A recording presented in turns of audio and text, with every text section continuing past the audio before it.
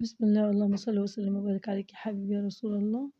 تعالوا شوفوا بقى، عملنا الكنافة بالكريمة أو بالقشطة الكدابة، حاجة كده خيال يا ناس.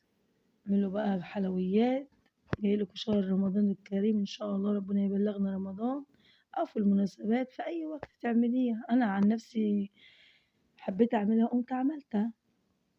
ده إيه، دي كوباية ونص سكر وكوباية ونص مية. هنعمل الشربات بتاعها، نحطه على النار كده عبال ما نعمل الكنافة بتاعتنا. نشوف هنعمل ايه. هتدوب السكر كده ما شاء الله، وتحط عليها عصرة الليمونة وتحطيه، بياخد 7 دقايق على النار أو 10 دقايق بالكتير، وتبص تلاقيه تقل معاكي. نص ليمون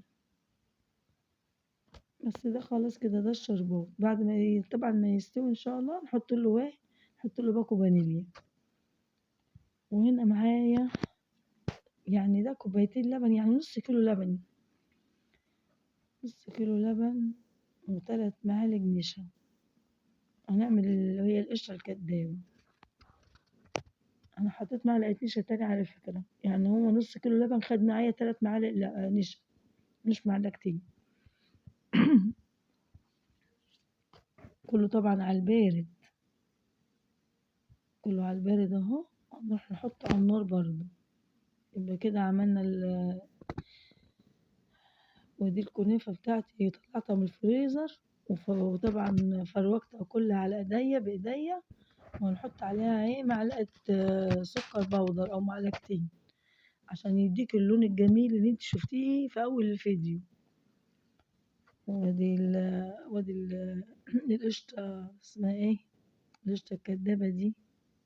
قشطة كدابة ازاي وهي بلبن وحليب، هي جميلة جدا بسم الله ما شاء الله. وده نص كيلو كنافة.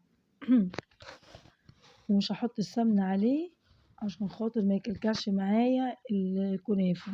معلش عشان انا بصور بيدي وبشتغل بيه. ادي الصينية بتاعتي كده سمنة، وهنرش نص الكنافة، نص الكمية يعني اللي معايا. قصدي اقول لكم نص الكمية اللي معاك هي تحطيها في الصينية.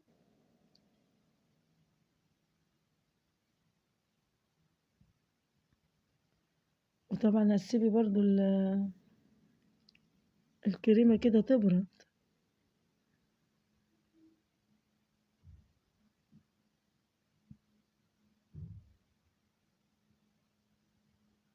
وعلى فكرة حطيت برضو معلقة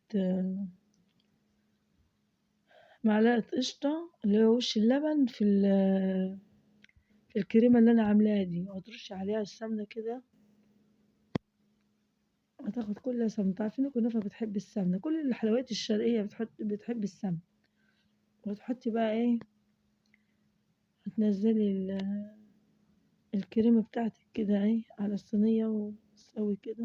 ما شاء الله كانت طبعا بعد ما انت من على النار كده ايه هدت شوية يعني. فعادي، مش هيجرى لها حاجة، تهدى معاكي حبة كده وتستعمليها على طول. لا حول ولا قوة إلا بالله العلي العظيم. بس وتكملي بقى بقية الصينية، تحطي بقية نص كمية الكنافة، بقية نص كيلو.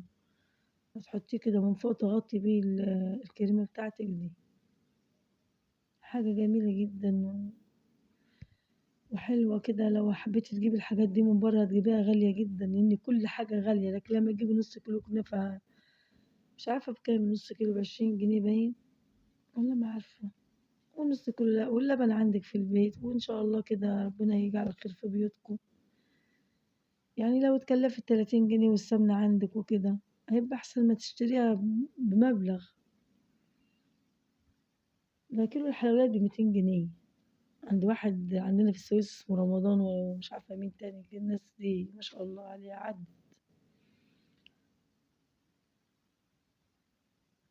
بس بالراحة خالص كده. هتسوي الصينية بتاعتك، وبعد كده تحطي بقى ايه بقية كمية السمنة اللي معاكي على الوش.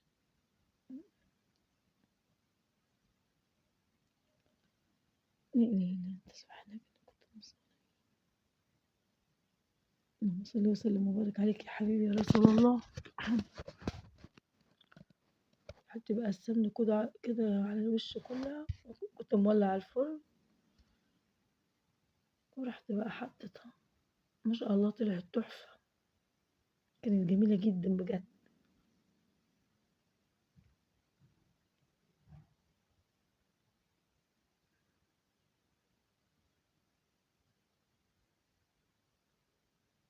حاجة حلوة تعمليها كده في الشتا دي. اهي اهي طلعت بقى الكنافة، بص عاملة ازاي، تحفة. وتطلع سخنة والشربات كان بيرد معايا اهو. وتروح تسقي بقى ايه، تسقي كده الكنافة بتاعتك. ما شاء الله جميلة. انا حبيت افتحها كده عشان خاطر الشربات ينزل، عشان القشطة بتاعتي او الكريمة بتاعتي انا مش حاطة لها سكر، انا استكفيت بالشربات عشان الحاجة ما تبقاش محلية معاكي جامد.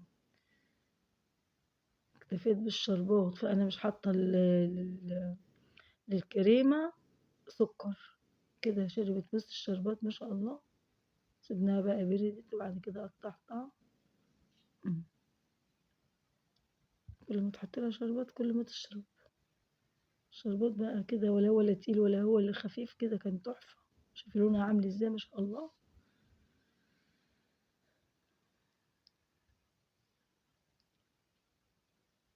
بس جميلة.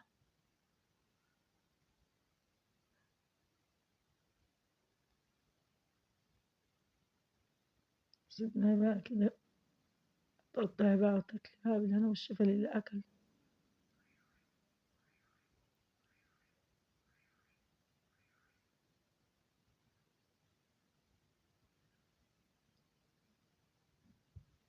حطوا بقى اللايك